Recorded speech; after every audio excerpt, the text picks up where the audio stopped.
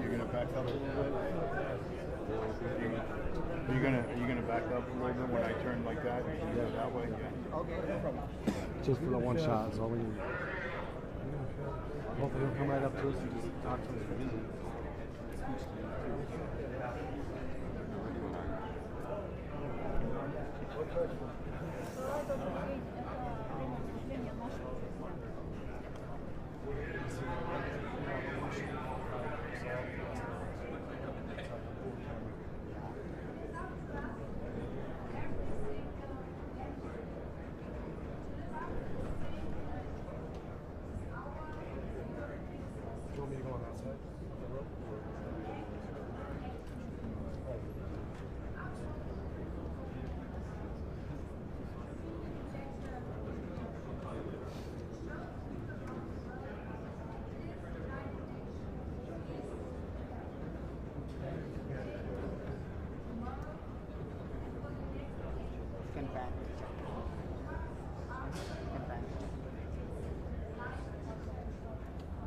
You'll get on the escalator on the left.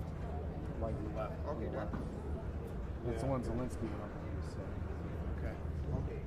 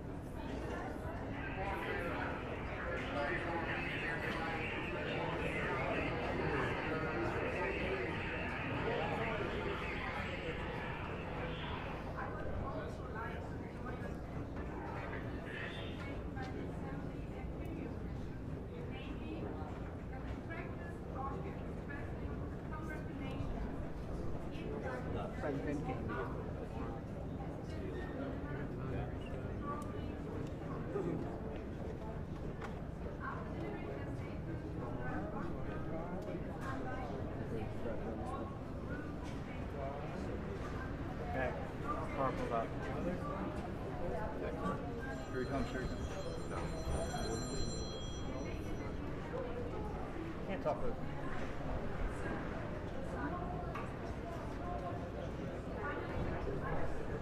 You okay?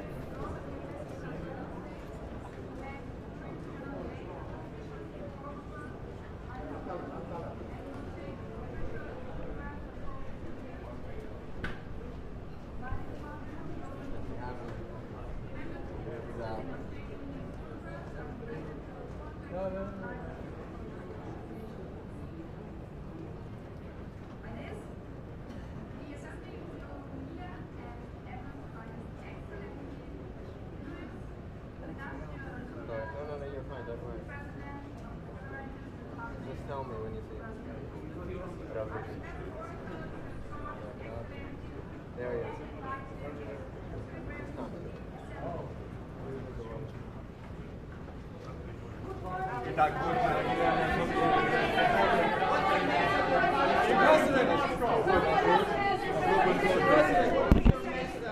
Mr. President, any deals with Zelensky and Putin?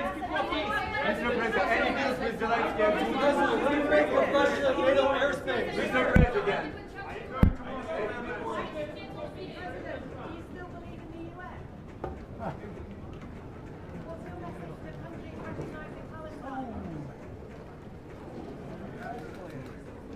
President Trump, why did you cancel the meeting with Trump?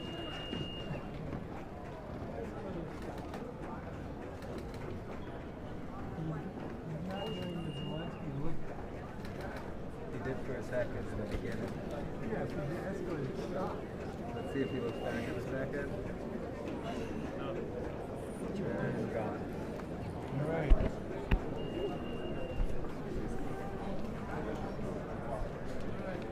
O Trump acabou de chegar, a escada rolante parou com ele, deu mal B.O. That wasn't going up.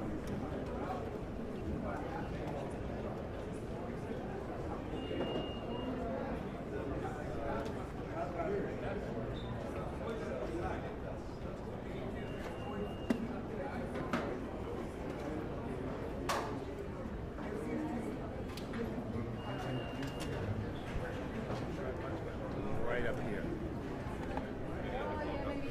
So that when you do something like this, the tripod's going to be right up here, not back here. Hey, your timing's up.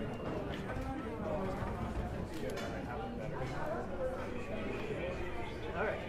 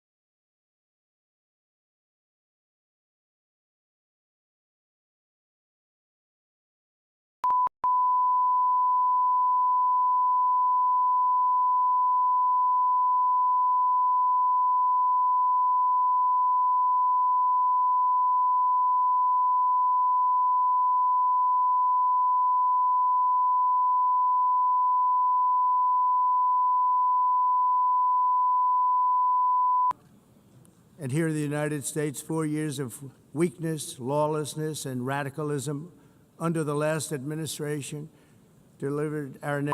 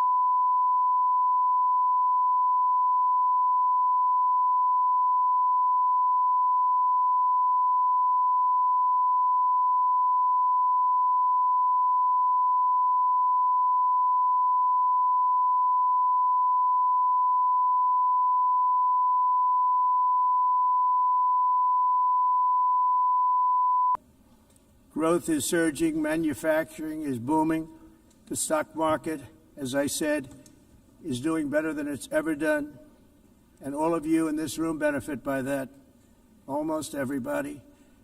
And importantly, workers' wages are rising at the fastest pace in more than 60 years, and that's what it's all about, isn't it? In 4 years of President Biden, we had less than $1 trillion of new investment into the United States. In just 8 months since I took office, we have secured commitments and money already paid for $17 trillion. Think of it, 4 years, less than $1 trillion, 8 months, much more than $17 trillion is being invested in the United States, and it's now pouring in from all parts of the world. We've implemented the largest tax cuts in American history and the largest regulation cuts in American history, making this once and again the best country on earth to do business. And many of the people in this room are investing in America, and it's turned out to be an awfully good investment during this 8-month period. In my first term, I built the greatest economy in the history of the world. We had the best economy ever, history of the world. And I'm doing the same thing again, but this time it's actually much bigger and even better. The numbers far surpass my record-setting first term. On our southern border, we have successfully repelled a colossal invasion. And for the last 4 months, and that's 4 months in a row, the number of illegal aliens admitted and entering our country has been 0. Hard to believe, because if you look back just a year ago, it was millions and millions of people pouring in from all over the world, from prisons, from mental institutions, drug dealers. All over the world they came. They just poured into our country with the ridiculous open border policy of the Biden administration. Our message is very simple. If you come illegally into the United States, you're going to jail, or you're going back to where you came from, or perhaps even further than that. You know what that means. I want to thank the country of El Salvador for the successful and professional job they've done in receiving and jailing so many criminals that entered our country. And it was under the previous administration that the number became record-setting, and they're all being taken out. We have no choice. And other countries have no choice, because other countries are in the exact same situation with immigration. It's destroying your country, and you have to do something about it. On the world stage, America is respected again like it has never been respected before. You think about 2 years ago, 3 years ago, 4 years ago, or 1 year ago, we were a laughingstock all over the world. At the NATO summit in June, virtually all NATO members formally committed to increase defense spending, at my request, from 2% to 5% of GDP, making our alliance far stronger and more powerful than it was ever before.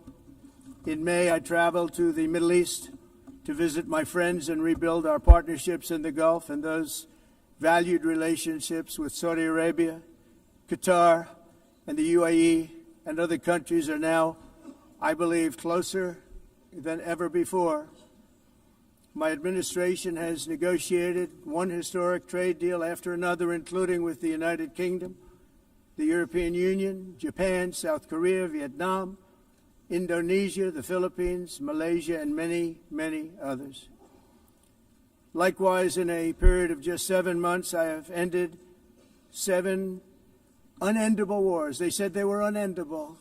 You're never going to get them solved. Some were going for 31 years, 2 of them, 31, think of it, 31 years. One was 36 years. One was 28 years. I ended 7 wars. And in all cases, they were raging with countless thousands of people being killed. This includes Cambodia and Thailand, Kosovo and Serbia, the Congo and Rwanda, a vicious, violent war that was, Pakistan and India, Israel and Iran, Egypt and Ethiopia, and Armenia and Azerbaijan. It included all of them. No president or prime minister, and for that matter, no other country has ever done anything close to that. And I did it in just 7 months. It's never happened before. There's never been anything like that. I'm very honored to have done it. It's too bad that I had to do these things instead of the United Nations doing them. And sadly, in all cases, the United Nations did not even try to help in any of them. I ended 7 wars, dealt with the leaders of each and every one of these countries, and never even received a phone call from the United Nations offering to help in finalizing the deal. All I got from the United Nations was an escalator that on the way up stopped right in the middle. If the First Lady wasn't in great shape, she would have fallen, but she's in great shape. We're both in good shape. We both stood. And then a teleprompter that didn't work. These are the 2 things I got from the United Nations, a bad escalator and a bad teleprompter. Thank you very much. And by the way, it's working now. It just went on. Thank you. I think I should just do it the other way. It's easier. Thank you very much. I didn't think of it at the time because I was too busy working to save millions of lives. That is the saving and stopping of these wars. But later I realized that the United Nations wasn't there for us. They weren't there. I thought of it really after the fact, not during these negotiations, which were not easy.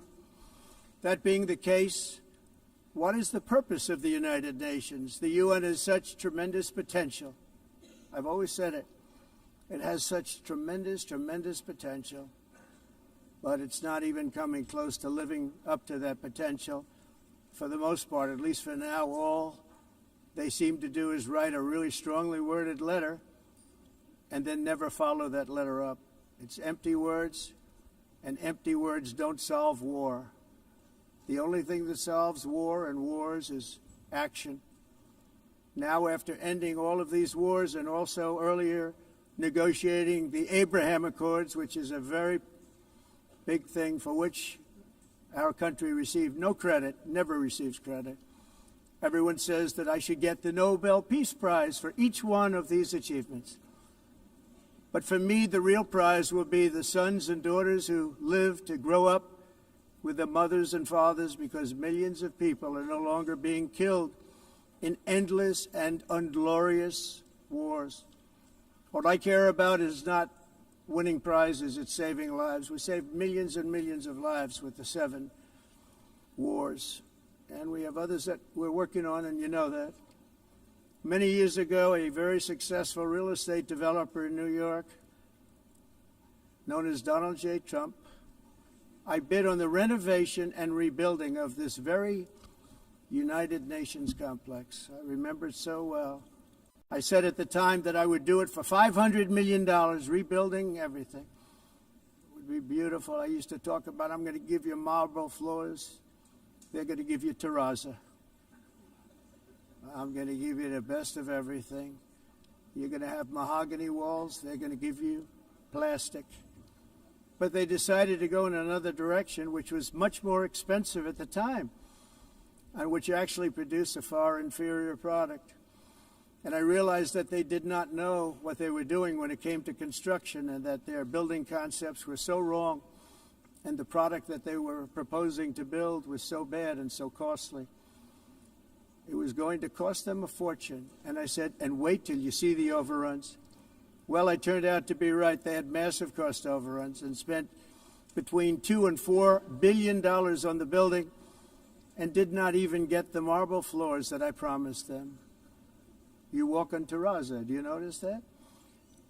As far as I'm concerned, frankly, looking at the building and getting stuck on the escalator, they still haven't finished the job. They still haven't finished. That was years ago. The project was so corrupt that Congress actually asked me to testify before them on the tremendous waste of money, because it turned out that they had no idea what it was, but they knew it was anywhere between $2 and $4 billion as opposed to $500 million with a guarantee. But they had no idea, and I said it cost much more than $5 billion. Unfortunately, many things in the United Nations are happening just like that, but on an even much bigger scale, much, much bigger.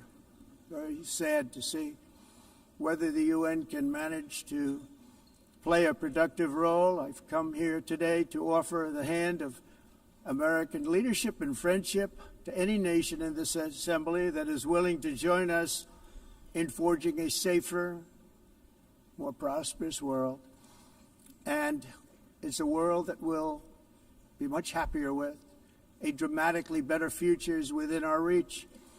But to get there, we must reject the failed approaches of the past and work together to confront some of the greatest threats in history. There is no more serious danger to our planet today than the most powerful and destructive weapons ever devised by man, of which the United States, as you know, has many. Just as I did in my first term, I've made containing these threats a top priority, starting with the nation of Iran. My position is very simple. The world's #1 sponsor of terror can never be allowed to possess the most dangerous weapon. That's why, shortly after taking office, I sent the so-called Supreme Leader a letter making a generous offer. I extended a pledge of full cooperation in exchange for a suspension of Iran's nuclear program. The regime's answer was to continue their constant threats to their neighbors and U.S. interests throughout the region, and some great countries that are right nearby. Today, many of Iran's former military commanders, in fact, I can say almost all of them, are no longer with us. They're dead. And 3 months ago, in Operation Midnight Hammer, 7 American B-2 bombers dropped the 14 30,000-pound each bombs on Iran's key nuclear facilities, totally obliterating everything. No other country on earth could have done what we did. No other country has the equipment to do what we did. We have the greatest weapons on earth. We hate to use them. But we did something that for 22 years people wanted to do.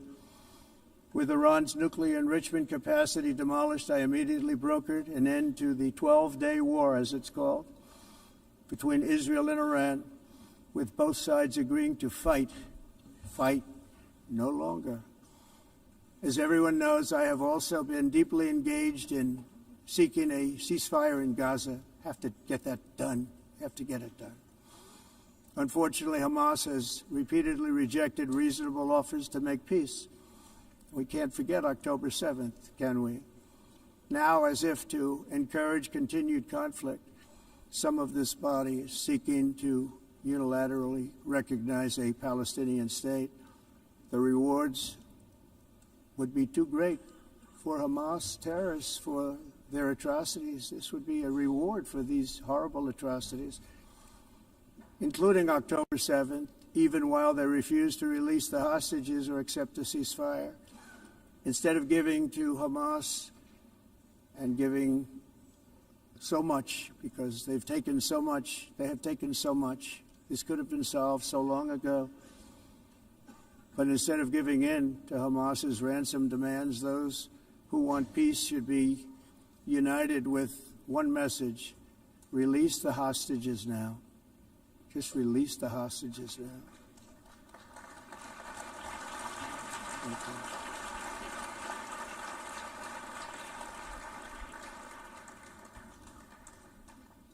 Thank you. As we have got to come together, and we will come together, got to get it done. We have to stop the war in Gaza immediately. We have to stop it. We have to get it done. We have to negotiate, immediately have to negotiate peace. We got to get the hostages back. We want all 20 back. We don't want 2 and 4. As you know, I got, along with Steve Witkoff and others that helped us, Marco Rubio, we got most of them back. We were involved in all of them. But I always said the last 20 are going to be the hardest, and that's exactly what happened. We have to get them back now. We don't want to get back 2, and then another 2, and then 1, and then 3. Have this process. No, we want them all back, and we want the actually 38 dead bodies back too. Those parents came to me, and they want them back, and they want them back very quickly and very badly, as though they were alive. They want them. They want them every bit as much as if their son or daughter were alive. I've also been working relentlessly, stopping the killing in Ukraine. I thought that would be, of the 7 wars that I stopped, I thought that would be the easiest because of my relationship with President Putin, which had always been a good one. I thought that was going to be the easiest one. But, you know, in war, you never know what's going to happen. There are always lots of surprises, both good and bad. Everyone thought Russia would win this war in 3 days, but it didn't work out that way. It was supposed to be just a quick little skirmish. It's not making Russia look good. It's making them look bad. No matter what happens from here on out, this was something that should have taken a matter of days, certainly less than a week. And they've been fighting for 3.5 years and killing anywhere from 5,000 to 7,000 young soldiers, mostly soldiers, on both sides, every single week, from 5,000 to 7,000 dead young people, and some in cities, much smaller numbers, where rockets are shot, where drones are dropped. This war would never have started if I were president. This was a war that should have never happened. It shows you what leadership is, what bad leadership can do to a country. Look what happened to the United States, and look where we are right now in just a short period of time. The only question now is how many more lives will be needlessly lost on both sides. China and India are the primary funders of the ongoing war by continuing to purchase Russian oil. But inexcusably, even NATO countries have not cut off much Russian energy and Russian energy products, which, as you know, I found out about 2 weeks ago, and I wasn't happy. Think of it. They're funding the war against themselves. Who the hell ever heard of that one? In the event that Russia is not ready to make a deal to end the war, then the United States is fully prepared to impose a very strong round of powerful tariffs, which would stop the bloodshed, I believe, very quickly. But for those tariffs to be effective, European nations, all of you are gathered here right now, would have to join us in adopting the exact same measures. I mean, you're much closer to the city. We have an ocean in between. You're right there. And Europe has to step it up. They can't be doing what they're doing. They're buying oil and gas from Russia while they're fighting Russia. It's embarrassing to them, and it was very embarrassing to them when I found out about it, I can tell you that. They have to immediately cease all energy purchases from Russia. Otherwise, we're all wasting a lot of time. So I'm ready to discuss this. We're going to discuss it today with the European nations, all gathered here. I'm sure they're thrilled to hear me speak about it, but that's the way it is. I like to speak my mind and speak the truth. As we seek to reduce the threat of dangerous weapons today, I'm also calling on every nation to join us in ending the development of biological weapons once and for all. And biological is terrible, and nuclear is even beyond, and we include nuclear in that.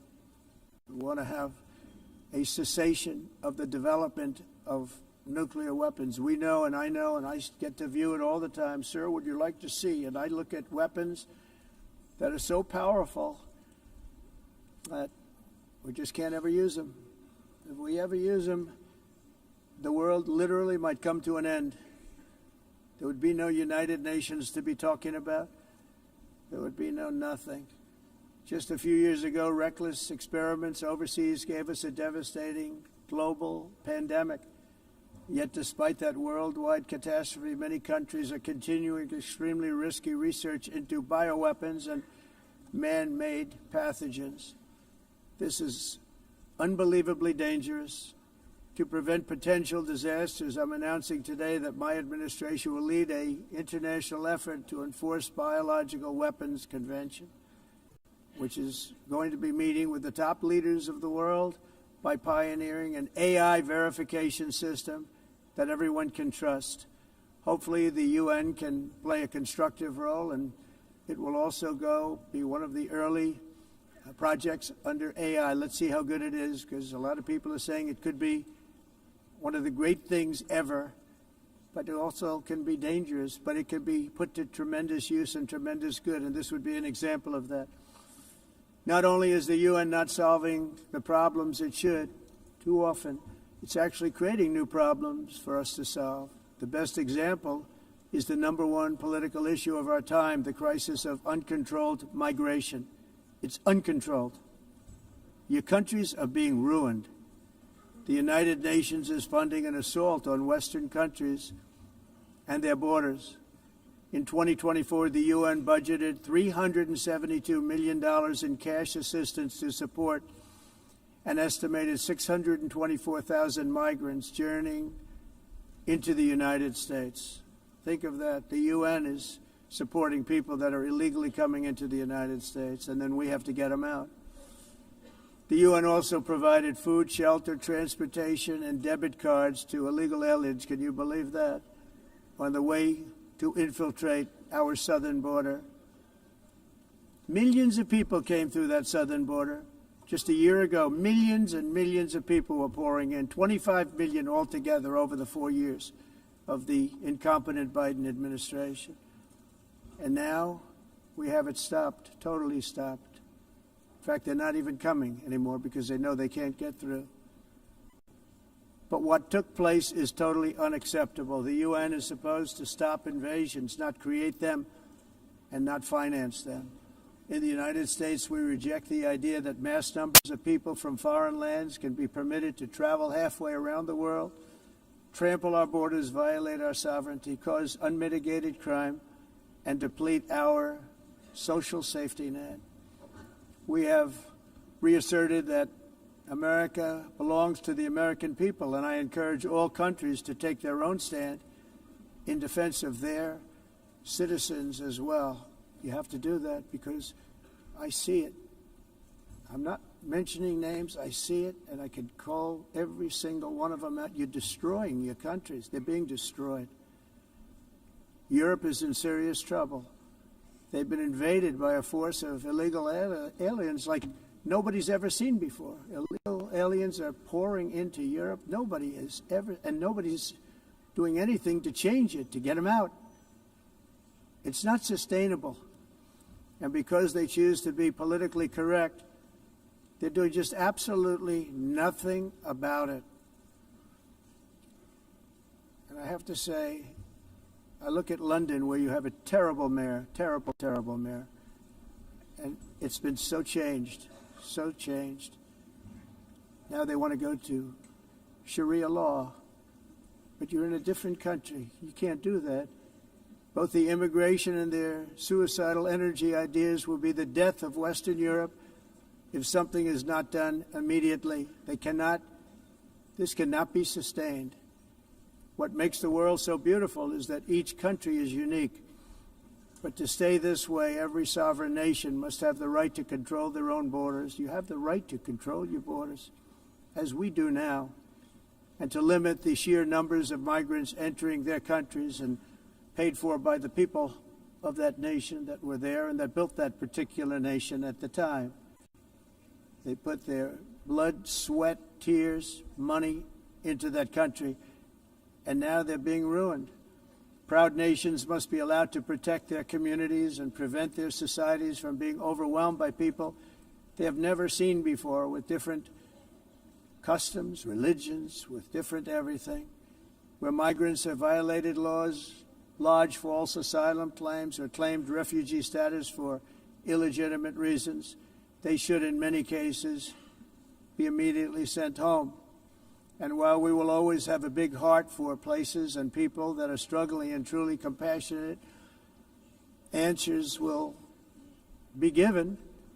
We have to solve the problem, and we have to solve it in their countries, not create new problems in our countries. And we are very helpful to a lot of countries that are just not able to send their people anymore. They used to send them to us in caravans of 25,000, 30,000 people each. These massive caravans of people pouring into our country, totally unchecked and unvetted. But not anymore. According to the Council of Europe, in 2024, almost 50% of inmates in German prisons were foreign nationals or migrants. In Austria, the number was 53% of the people in prisons were from places that weren't from where they are now. In Greece, the number was 54%, and in Switzerland, beautiful Switzerland, 72% of the people in prisons are from outside of Switzerland. When your prisons are filled with so-called asylum seekers who repaid kindness, and that's what they did, they repaid kindness with crime, it's time to end the failed experiment of open borders. You have to end it now. Let's see, I can tell you, I'm really good at this stuff. Your countries are going to hell. In America, we've taken bold action to swiftly shut down uncontrolled migration. Once we started detaining and deporting everyone who crossed the border and removing illegal aliens from the United States, they simply stopped coming. They're not coming anymore. We're getting a lot of credit, but they're not coming anymore. This was a humanitarian act for all involved, because on the trips up, thousands of people a week were dying. Women were being raped. Nobody's ever seen anything like it. Raped, horribly beaten, raped. On the trip up, the journey up, it was a long walk. It was a long, arduous journey, indeed. And it was also a historic victory against human trafficking throughout the region. What we did was a victory, and we saved so many lives of people that wouldn't make the journey. That journey was loaded up with death. Loaded up with death. Dead bodies all along the roads of jungles to get up. They go through jungles, they go through areas so hot you couldn't breathe. They were dying of suffocation, areas so hot that you couldn't breathe. Dead bodies all over. By them not coming, we're saving tremendous numbers of lives. My people have done a fantastic job in doing what they did, and the American public agrees with it. I mean, I was very proud to see this morning I have the highest poll numbers I've ever had. Part of it is because of what we've done on the border. I guess the other part is what we've done on the economy. Joe Biden's policies empowered murderous gangs, human smugglers, child traffickers, drug cartels, and prisoners from all over the world. The previous administration also lost nearly 300,000 children. Think of that. They lost more than 300,000 children, little children, who were trafficked into the United States on the Biden watch, many of whom have been raped, exploited, and abused, and sold. Sold. Nobody talks about that. The fake news doesn't write about it. With many others, young children who are missing or dead. And we found a lot of these children, and we're sending them back, and we've been sending them back to their parents. They said, nobody knows who they are. They said, where do you come from? And they'll give us a country, and we'll find out, and we'll figure it out, and we'll bring them back to their homes. And the mother and father rush to the door, and their tears in their eyes. They can't believe that they're seeing their son or daughter, their little son or daughter again. We've done almost 30,000 of them so far. Any system that results in the mass trafficking of children is inherently evil. Yet that is exactly what the globalist migration agenda has done, and it's what it's all about. In America, those days, as you know, are over. The Trump administration is working, and we are continuing to work to track down the villains that are causing this problem, and also, as I said, to get back the 30,000 we've already returned. Now I think we're going to have another. We're going to find a lot. You're not going to find all of them. 300, more than 300,000. They're lost or they're dead. They're lost or they're dead because of the animals that did this. To protect our citizens, I've also designated multiple savage drug cartels as far as and you see this, and you see it happening right before your eyes. Let's put it this way. People don't like taking big loads of drugs in boats anymore. There aren't too many boats that are traveling on the seas by Venezuela. They tend not to want to travel very quickly anymore. And we've virtually stopped drugs coming into our country by sea. We call them the water drugs. They kill hundreds of thousands of people. I've also designated multiple savage drug cartels as far as foreign terrorist organizations, along with two bloodthirsty transnational gangs, probably the worst gangs anywhere in the world, MS-13 and Tren de Aragua. Tren de Aragua is from Venezuela, by the way. Such organizations torture, maim, mutilate, and murder with impunity. They're the enemies of all humanity. For this reason, we've recently begun using the supreme power of the United States military to destroy Venezuelan terrorists and trafficking networks led by Nicolas Maduro. To every terrorist thug smuggling poisonous drugs into the United States of America, please be warned that we will blow you out of existence. That's what we're doing. We have no choice. Can't let it happen. They're destroying. I believe we lost 300,000 people last year to drugs, 300,000. Fentanyl and other drugs.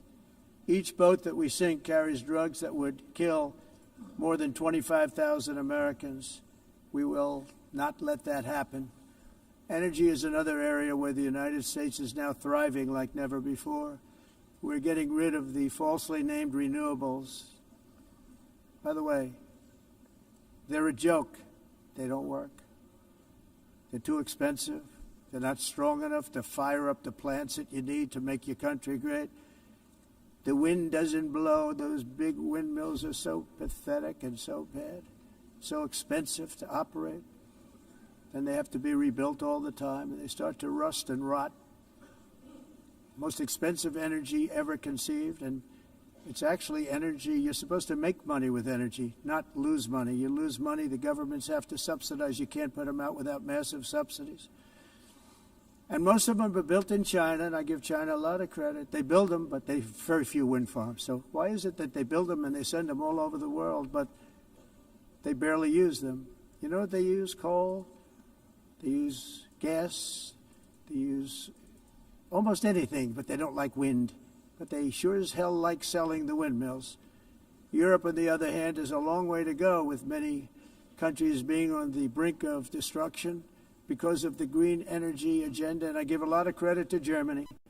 Germany was being led down a very sick path, both on immigration, by the way, and on energy. They were going green, and they were going bankrupt. And the new leadership came in, and they went back to where they were, with fossil fuel and with nuclear, which is good. It's now safe. You can do it properly. But they went back to where they were, and they opened up a lot of different plants, energy producing plants, and they're doing well. I give Germany a lot of credit for that. They've said this is a disaster, what's happening. They were going all green. All green is all bankrupt.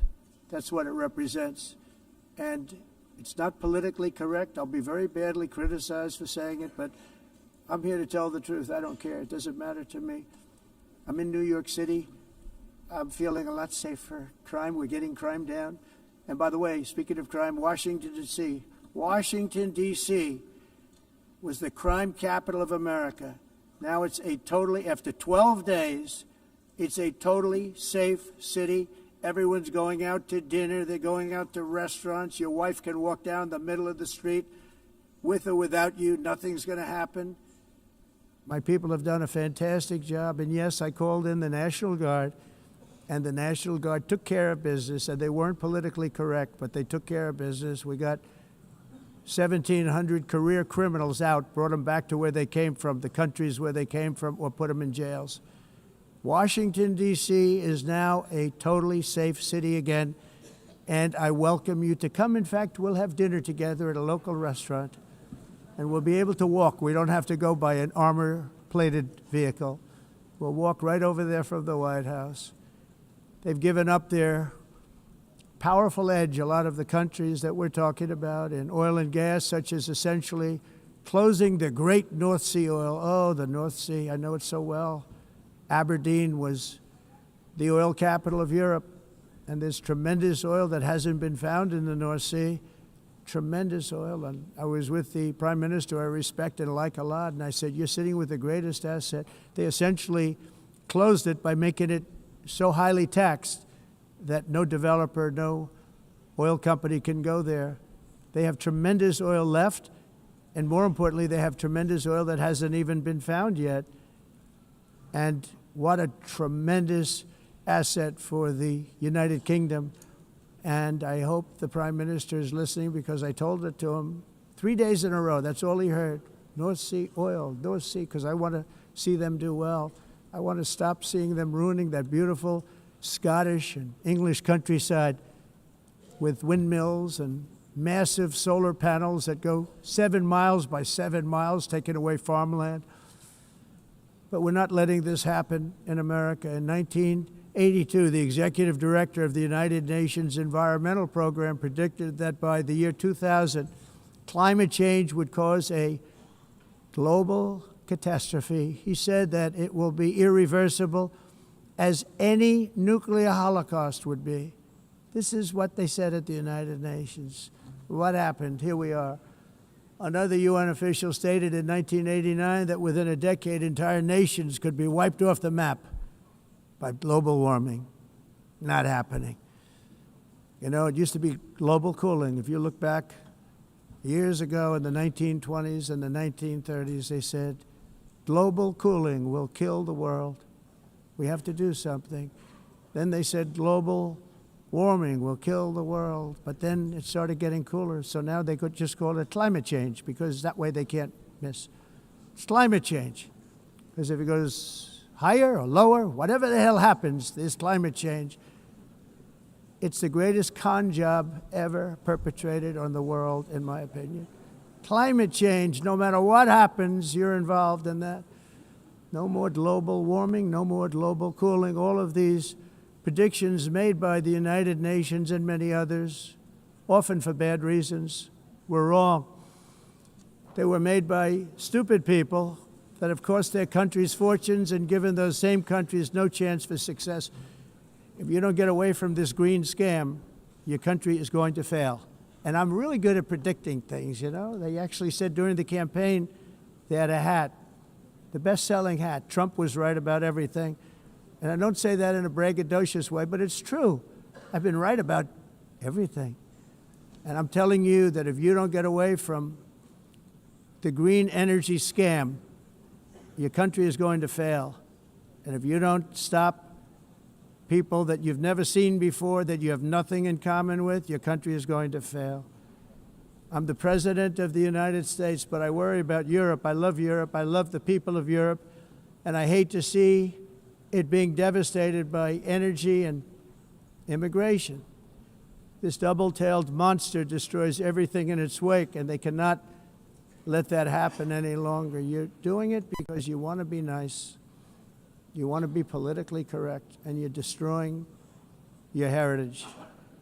They must take control strongly and immediately of the unmitigated immigration disaster and the fake energy catastrophe before it's too late.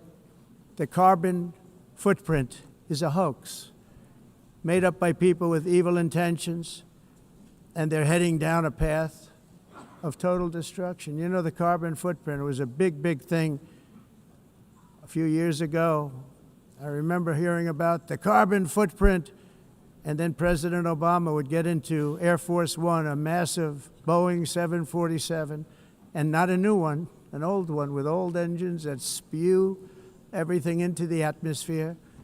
He'd talk about the carbon footprint, we must do so. Then he'd get in and he'd fly from Washington to Hawaii to play a round of golf. And then he'd get back onto that big, beautiful plane and he'd fly back and he'd talk about, again, global warming and the carbon footprint. It's a con job. At extreme cost and expense, Europe reduced its own carbon footprint by 37%. Think of that. Congratulations, Europe. Great job.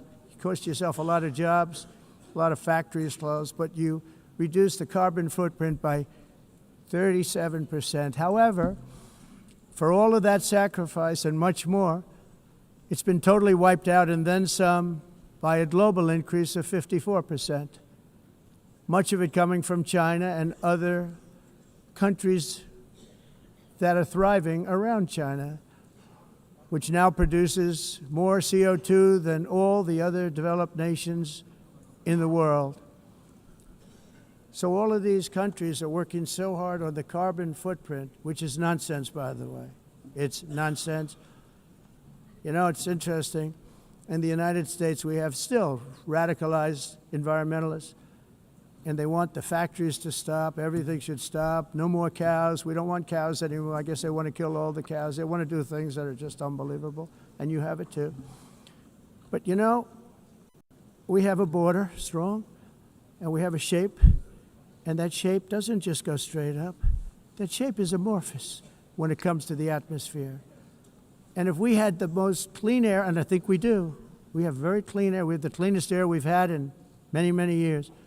But the problem is that other countries, like China, which has air that's a little bit rough, it blows. And no matter what you're doing down here, the air up here tends to get very dirty because it comes in from other countries where their air isn't so clean. And the environmentalists refuse to acknowledge that. Same thing with garbage. In Asia, they dump much of their garbage right into the ocean.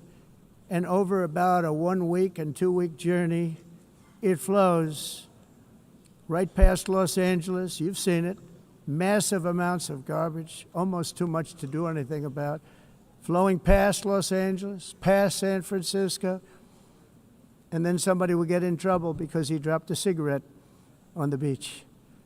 The whole thing is crazy. The primary effect of these brutal green energy policies has not been to help the environment, but to redistribute manufacturing and industrial activity from developed countries that follow the insane rules that are put down to polluting countries that break the rules and are making a fortune. They're making a fortune. European electricity bills are now 4 to 5 times more expensive than those in China, and 2 to 3 times higher than the United States. And our bills are coming way down. You probably see that our gasoline prices are way down. You know, we have an expression, drill, baby, Nós drill. reduzimos And os that's what we're custos doing. de We're gonna be energia much lower in a porque year from now. nós faremos They've come como way down over the expressão, last year. vamos fazer As a tudo result, isso, reduzir os every custos de energia air conditioner e os is custos like diminuíram nos Estados Unidos. very uncommon to see one in some of these Por countries exemplo, because se você the olhar electric costs are so high. So while nos the U.S. has países approximately faturas de 1,300 heat-related deaths Nós não annually, it's a lot. Europe loses Mas more nós than nos Estados Unidos 175,000 people to heat deaths conseguimos each year. Because the cost is so usar expensive, you eles can't e turn on an air evitar conditioner. What is that all about? That's aumento not da Europe. temperatura, That's not the e Europe porque é that I muito love caro and também know. usar All nado in the e name ninguém of usa pretending to stop the global isso. warming hoax. temperatura, That's not the e Europe porque é that I muito love caro and também know. usar All nado in the e name ninguém of usa pretending to stop the global isso. warming hoax. The entire globalist a concept of asking successful industrialized nations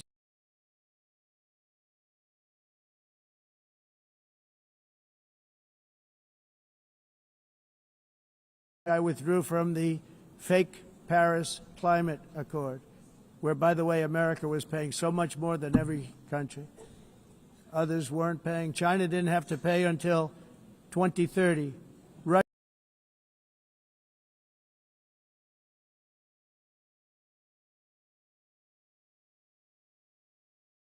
for the United States, we're supposed to pay like $1 trillion. And I said, this is another scam. The fact is, the United States has been taken advantage of by the world for many, many years, but not any longer.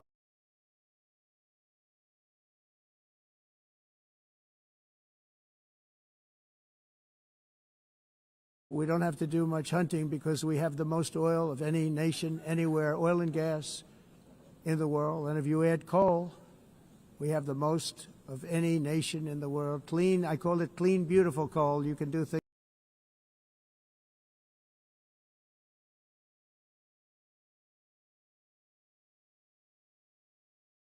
Clean, beautiful coal. Sounds much better, doesn't it? But we stand ready to provide any country with abundant, affordable energy supplies if you need them, when most of you do. We're proudly exporting energy all over the world. We're now the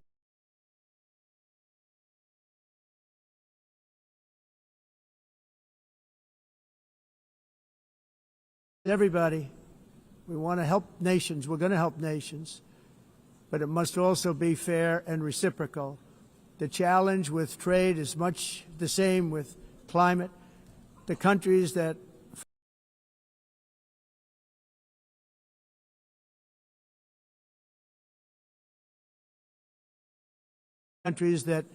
broke the rules. That's why the United States is now applying tariffs to other countries, and much as these tariffs were for many years applied to us, uncontrollably applied to us.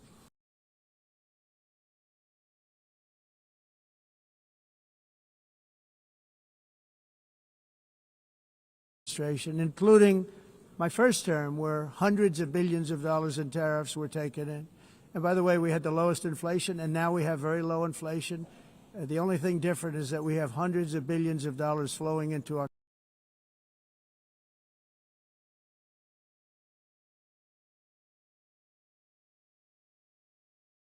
sovereignty and security throughout the world, including against nations that have taken advantage of former U.S. administrations for decades, including the most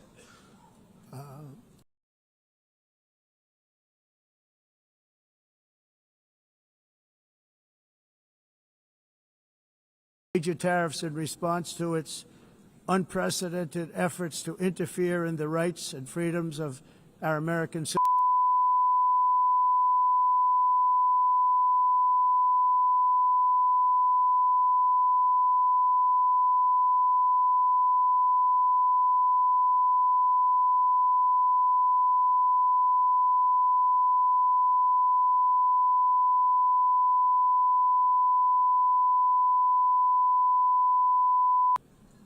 And then I'm saying, can you believe I'm going to be saying this in just 2 minutes?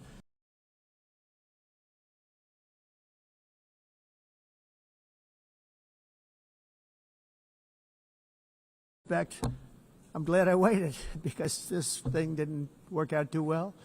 But we did talk. We had a good talk, and we agreed to meet next week, if that's of interest. But he seemed like a very nice man, actually.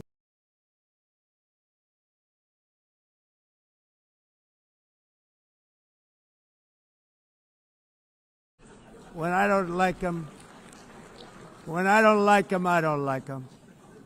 But now, because of our tariffs, we are hitting them back, and we're hitting them back very hard. As president, I will always defend our national sovereignty and the rights of American citizens. So I'm very sorry to say this, that Brazil is doing poorly and will continue to do poorly. They can only do well when they're working with us. Without us, they will fail, just as others have failed. It's true. Next year, the United States will celebrate the 250th anniversary of our glorious independence, a testament to enduring power and American freedom and spirit. We will also be proudly hosting the 2026 FIFA World Cup, and shortly thereafter, the 2028 Olympics, which is going to be very exciting. I hope you all come. I hope that countless people from all over the globe will take part of these will be great celebrations of liberty and human achievement, and that together we all can rejoice in the miracles of history that began in July 4th, 1776, when we founded the light to all nations. And it's something really that an amazing thing came out of that date. It's called the United States of America. In honor of this momentous anniversary, I hope that all countries who find inspiration in our example will join us in renewing our commitment, values, and those values really that we hold so dear together. Let us defend free speech and free expression. Let us protect religious liberty, including for the most persecuted religion on the planet today. It's called Christianity. And let us safeguard our sovereignty and cherish qualities that have made each of our nations so special, incredible, and extraordinary. In closing, I just want to repeat that immigration and the high cost of so-called green renewable energy is destroying a large part of the free world and a large part of our planet. Countries that cherish freedom are fading fast because of their policies on these two subjects. You need strong borders and traditional energy sources if you are going to be great again. Whether you have come from north or south, east or west, near or far, every leader in this beautiful hall today represents a rich culture, a noble history, and a proud heritage that makes each nation majestic and unique, unlike anything else in human history or any other place on the face of the earth. From London to Lima, from Rome to Athens, from Paris to Seoul, from Cairo to Tokyo and Amsterdam to right here in New York City, we stand on the shoulders of the leaders and legends, generals and giants, heroes and titans who won and built our beloved nations, all of our nations, with their own courage, strength, spirit, and skill. Our ancestors climbed mountains, conquered oceans, crossed deserts, and trekked over wide open plains. They charged into thunderous battles, plunged into grave dangers, and they were soldiers and farmers and workers and warriors and explorers and patriots. They built towns into cities, tribes into kingdoms, ideas into industries, and small islands into mighty empires. You're a part of all of that. They were champions for their people who never gave up and who never, ever gave in. Their values defined our national identities. Their visions forged our magnificent destiny. Everybody in this room is a part of it in your own way. Each of us inherits the deeds and the myths, the triumphs, the legacies of our own heroes and founders who so bravely showed us the way. Our ancestors gave everything for homelands that they defended with pride, with sweat, with blood, with life, and with death. Now the righteous task of protecting the nations that they built belongs to each and every one of us. So together let us uphold our sacred duty to our people and to our citizens. Let us protect their borders, ensure their safety, preserve their cultures, treasure, and traditions, and fight, fight, fight for their precious dreams and their cherished freedoms. And in friendship and really a beautiful vision, let us all work together to build a bright, beautiful planet, a planet that we all share, a planet of peace and a world that is richer, better, and more beautiful than ever before. That can happen. It will happen. It will happen, and I hope it can happen and start right now, right at this moment. We'll turn it around. We're going to make our countries better, safer, more beautiful. We're going to take care of our people. Thank you very much. It's been an honor. God bless the nations of the world. Thank you very much. Bye.